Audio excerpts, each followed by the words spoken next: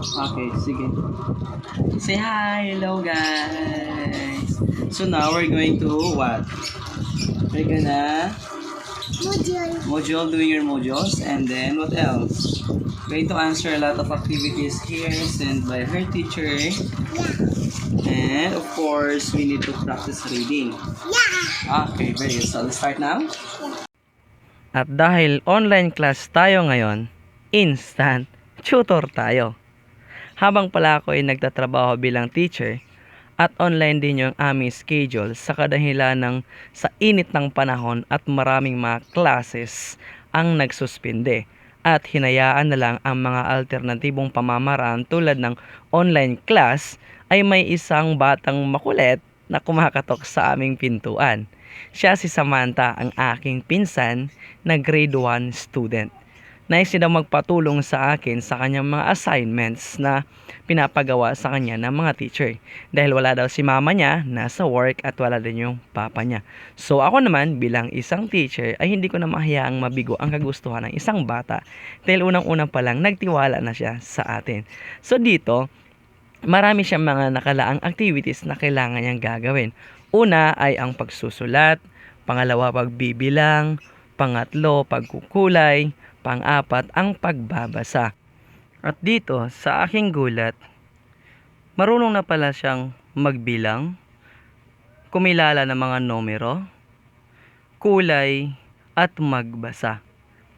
So hindi ko in-expect sa murang edad ay may taglay na siyang kakayahang alamin, kilalanin ang mga letra at magbasa ng mga sentences.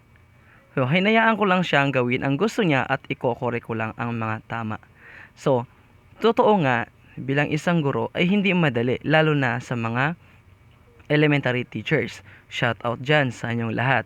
Dahil sa na-experience ko pa lang ito, medyo kailangan mo talagang tutukan ng pansin ang bawat detalye ng iyong pagtuturo kasi ang bata ay naniniwala sa lahat ng iyong sinasabi, yun ay totoo.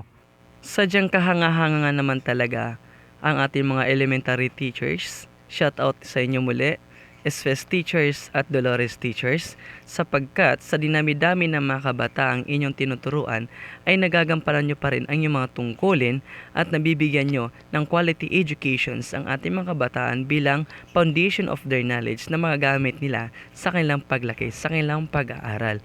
Sadyang napakasarap talaga sa pakiramdam na ma-share mo na iyong knowledge bilang isang guro at makita mo ang isang batang na natututo sa iyong pamamaraan ng pagtuturo. At isa itong maituring success sa atin bilang isang guro sapagkat naging parte tayo sa buhay ng kabataan, lalong-lalo na sa pinaka-importanting level ng kailang pag-aaral. Hindi nila tayo makakalimutan. I-O-U. Graba. Lakasan mo boses mo. Grado. Gramo.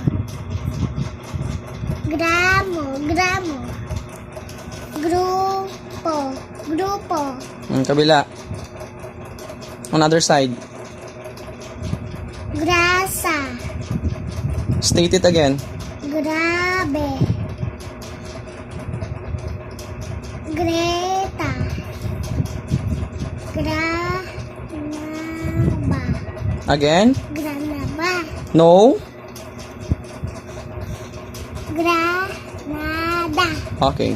Granada. Here. Read the sentence. Ito muna. Okay. Pag-usap. Okay. Ang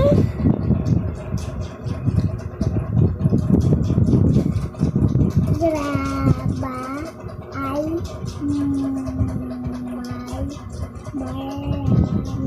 Oh, again, louder your voice. ang graba ay marami. Okay.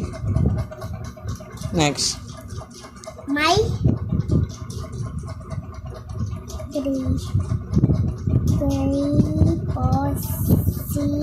lolo. Very good.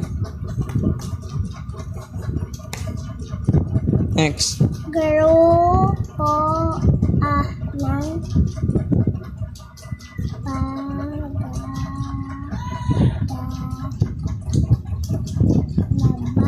Again. Louder your voice. Grupo ng pagdada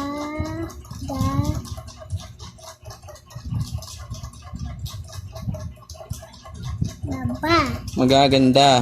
Nagaganda. Okay. Last.